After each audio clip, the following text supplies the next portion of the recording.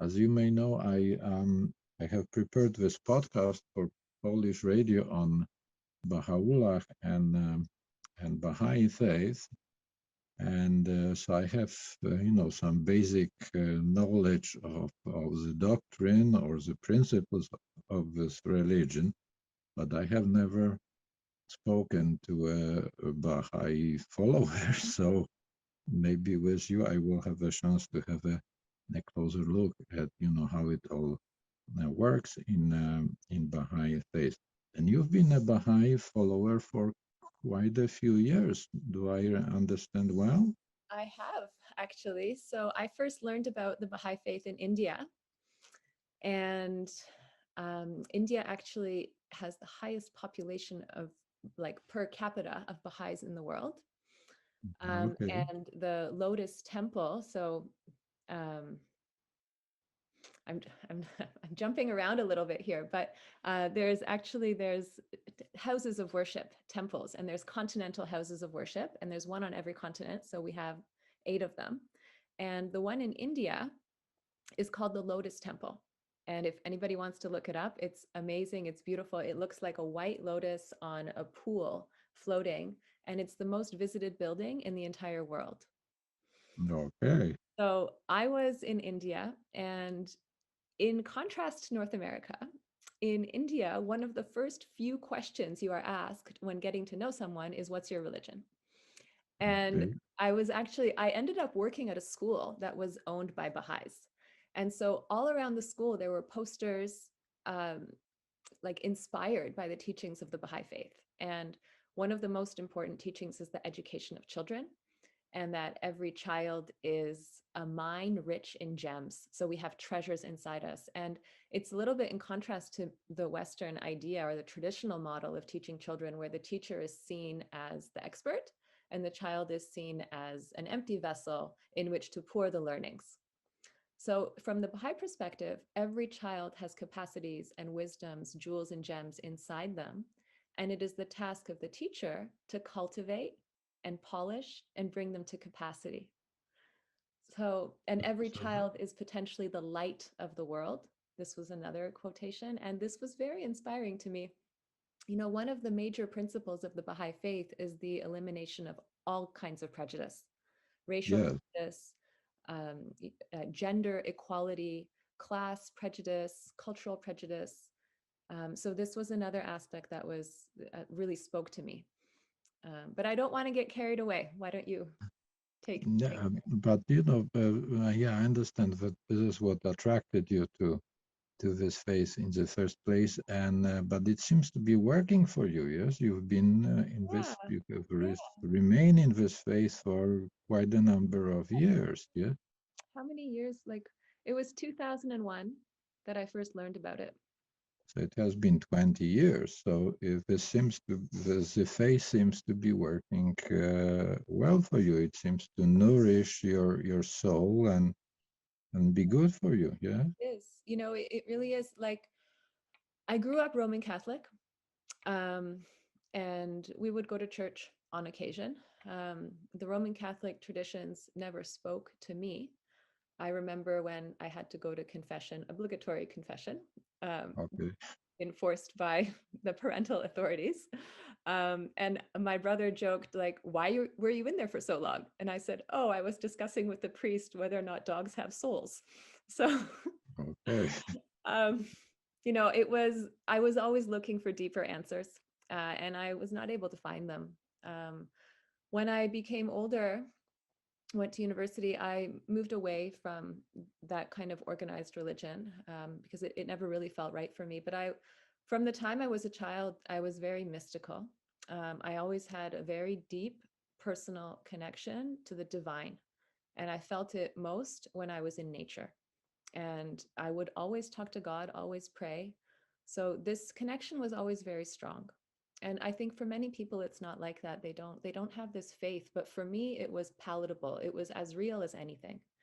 So then I started researching different religions. So I read the original texts, Judaism, Islam, Hinduism. I mean, not all of them, obviously, but enough, right? I read enough of them because I thought, like, I want to find my religion. Um, And what I realized in reading all of these texts is that all the religions say the same thing. They are all full of love True. and truth and justice, and they are all beautiful. So I said, I don't need a religion. They all say the same thing. I can be Yeah. spiritual. And I had already had, um, my own reflections on principles of life, and I was very philosophical, and I had come to some of my own conclusions of the things that were important for the betterment of the world, to cure the ills that were in the world. Um, and then when I went to India, I learned about the Baha'i Faith. And interestingly enough, the first person to introduce me to the Baha'i Faith in India was a young man from Halifax Yeah, okay. that was doing a service project in India. So, and I learned about it, and it just inspired me. I was immediately attracted because the principles of the Baha'i Faith were everything I already thought. I had never found a religion that believed everything I already believed and more. And it was just, it perfectly encapsulated. Like, I'll give you an example. Even the question of why are there so many religions? Why do we have all these different religions, all these different belief systems? So the Baha'i Faith explains this really elegantly. It's the idea that religion can be seen as classrooms in a school, right? You have kindergarten, grade 1, grade 2, grade 12, university, right? Your education continues. And it doesn't mean that grade 12 is more important than kindergarten, or grade 5 or anything, because you build on the foundations. In kindergarten, you learn 1, 2, 3, 4, 5. Maybe in grade 3, you learn fractions, right? You're always building. And divine revelation is like that the divine spirit is always in harmony, or there's a reciprocity between what humanity is capable of understanding in terms of spiritual truth and the spiritual truth that is revealed through the divine messengers of God. So you say when the humanity is ready for new knowledge, a new messenger of God shows up, yes, to That deliver the Yeah, teaching. that's right. That's right. And So so there what will was the reaction, if I can interrupt you, what was the reaction of your loved ones when you informed them that you are joining Baha'i Faith?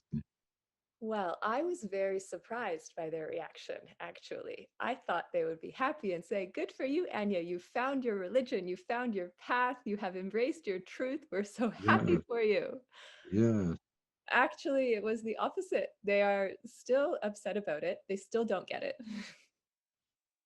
It's not easy. As is your I understand you are married. Is your partner a Baha'i follower as well? Yes, he is. Yes. So this makes things a bit easier. Yes, It makes it easier as far as partnership goes, absolutely, because there's a common community, there's common holy days. We say prayers every morning with the kids. And in the evenings, we can teach them the principles. So, absolutely, for raising children, it's wonderful to have a partner who is the same religion. It's for sure. Yeah. Uh, uh, uh, Explain it to me because I'm uncertain what to think about it. I understand that Baha'u'llah had three wives. I'm not yeah. quite sure whether he had them in a succession or I think he I had think it them was. at the same time. Yeah. And that's a really good question. So actually, at the time that Baha'u'llah came, it was 200 years ago, right? He was born, and in Iran at the time, or like this was the custom. He was in the Muslim world, um, and in the Muslim tradition at the time, the religious teachings of Muhammad gave permission for 4 wives. So, and then Baha'u'llah was living in this time, and actually, he got married when he was very young, and the name of his wife was Asiya Khanum. Um, so, in the cases of Baha'u'llah's other wives, he took them in as his wives, like, to help them also. And the other So reason, is it still a custom? Can a Baha'i man have oh no, more than one wife? no, No. absolutely not. And so Oh, Baha'u'llah gave the stipulation of two wives, and he gave the qualification if you treat them with absolute justice.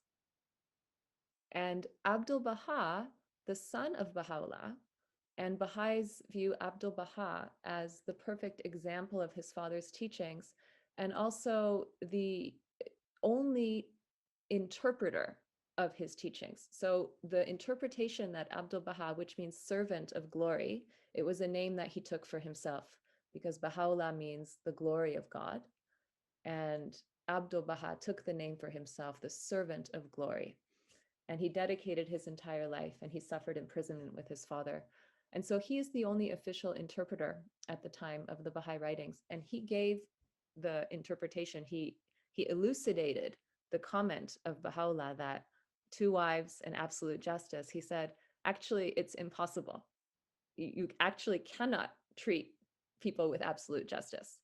And so it's he not said, easy to treat one woman with absolute justice, not right, to right. mention. This is, yeah. So he said, it's actually you're only allowed one wife. So there's no polygamy in the Baha'i faith. Okay. Yeah.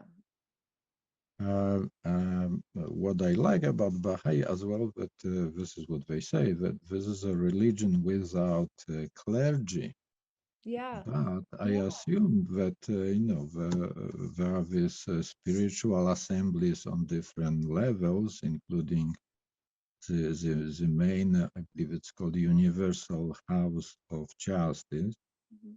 These are beautiful buildings. It must cost money to maintain them. And so how is money processed in Baha'i faith? Can you explain it to Yeah, me? yeah, definitely. And on the point of clergy, actually, this was one of the main attractions to me because I always felt I had a, a connection to the divine. I didn't need an intermediary. And in the past, we've needed clergy because most of the population has been illiterate. But because literacy, humanity has advanced, the collective body of humanity, right? We all go through our own individual process from infancy to childhood, adolescence, and adulthood. But the collective body of humanity also passes through these stages. So we are Mhm. actually at the stage of the brink of maturity. We're in like adolescence coming into maturity. And because we're at this stage, we don't need the clergy. We can all have this divine connection. We can read the writings for ourselves and we can pray and we can think about how we can align our lives to the actions in the writings. And if we are confused, the guidance is that we find somebody who we trust and who is knowledgeable in the writings, and we would have a consultation. We say, what do you think this writing means in application to this situation? And this is how we move forward with our understanding. And then as far as the money part goes, so you're right, there's local spiritual assemblies, national spiritual assemblies, and then there's the Universal House of Justice. So the Universal House of Justice is the governing international body of the Baha'i Faith. It is the supreme authority, and Baha'is have absolute obedience to the House of Justice. And if the House of Justice decides something, the Baha'is do not question it or challenge it. Um, and the So House of these people, Justice, these people are being elected, I understand, every 5 years, that's yes? right. And to local assemblies, there are elections like every year or every other year? Every year there's an Every. election, and we've just had an election in Canada and in Alberta. So the process is very different in the Baha'i Faith because the election, there's no nominations, there's no campaigning. The election is done in a spirit of prayer, and individual Baha'is over the age of 21 will vote for, actually, I think the age might be 19 now. I think it just changed, but we will vote for any Baha'i in good standing.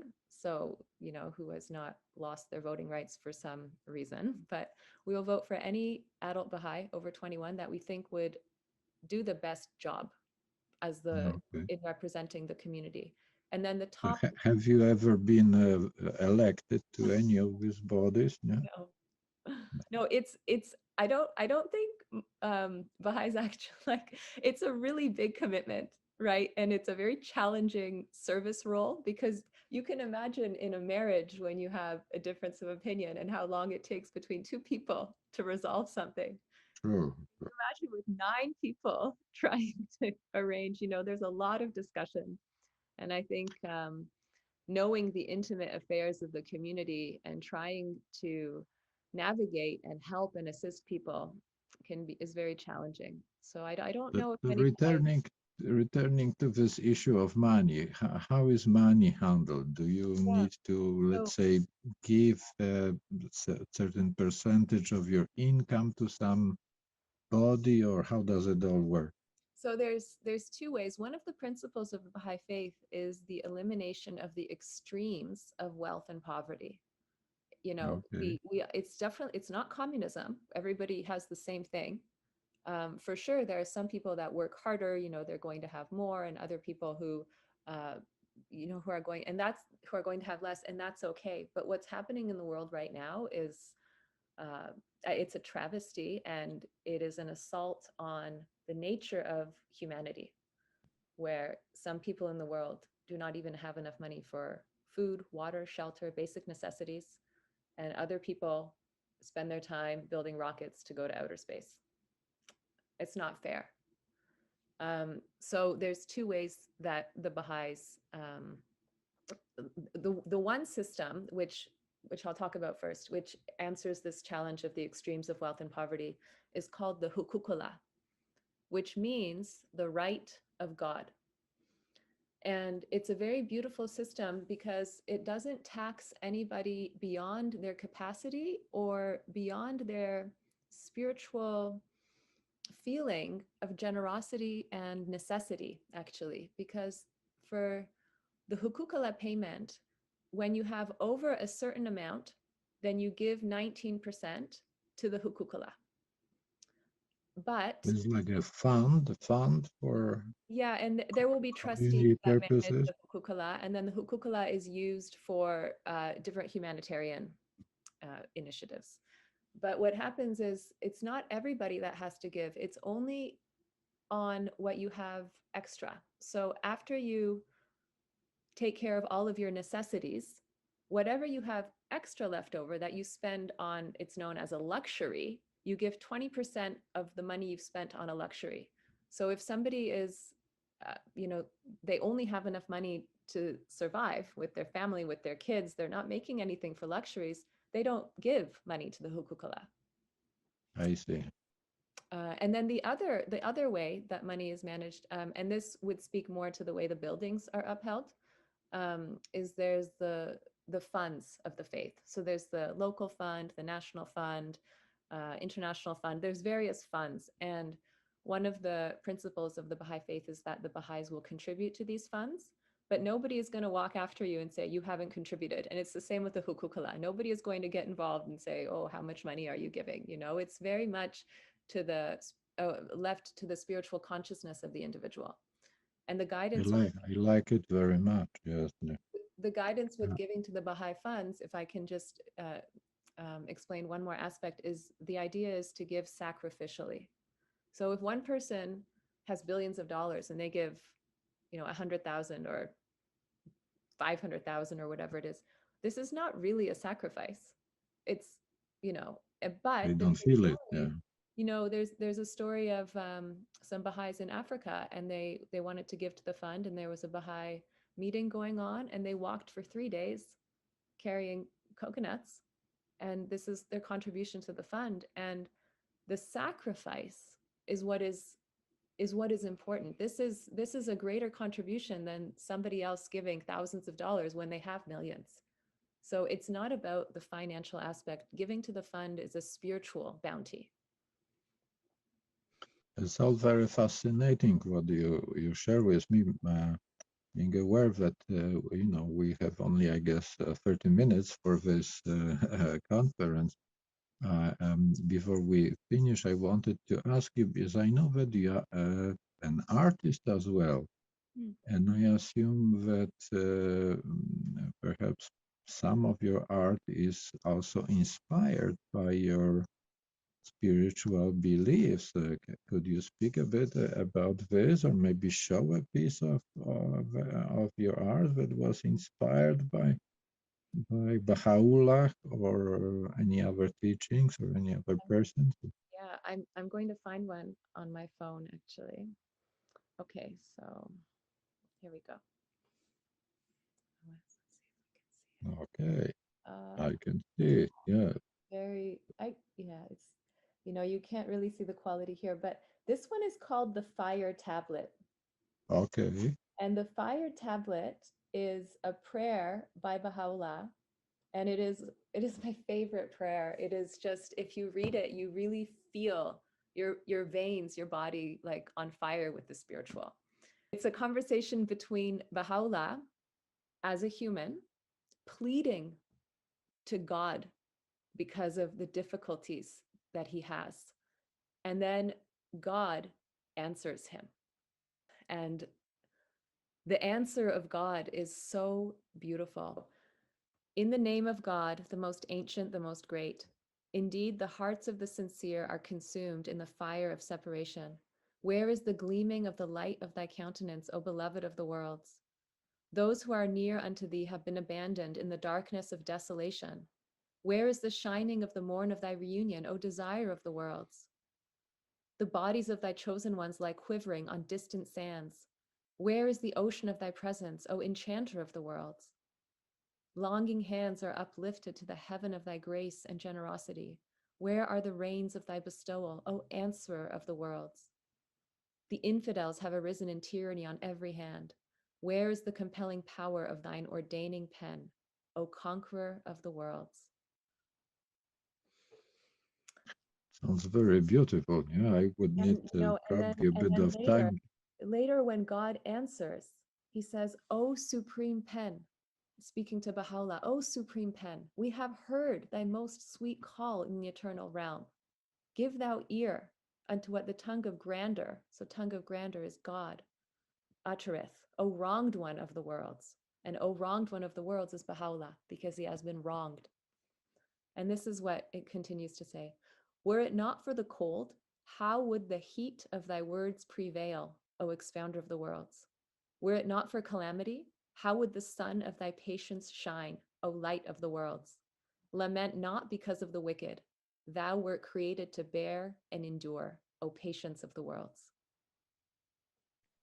Oh, I think it's very relevant to the current times as well. Where the whole world seems to be experiencing a lot of difficulty, and we in fact possibly face, as the end of life on this planet, unless we all do change our hearts and change our ways and try to prevent it.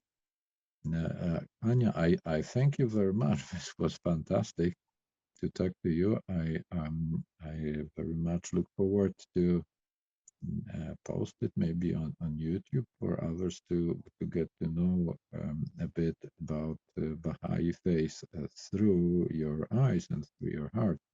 I think this will be a fantastic opportunity for many people. Would it be okay? Oh, absolutely. And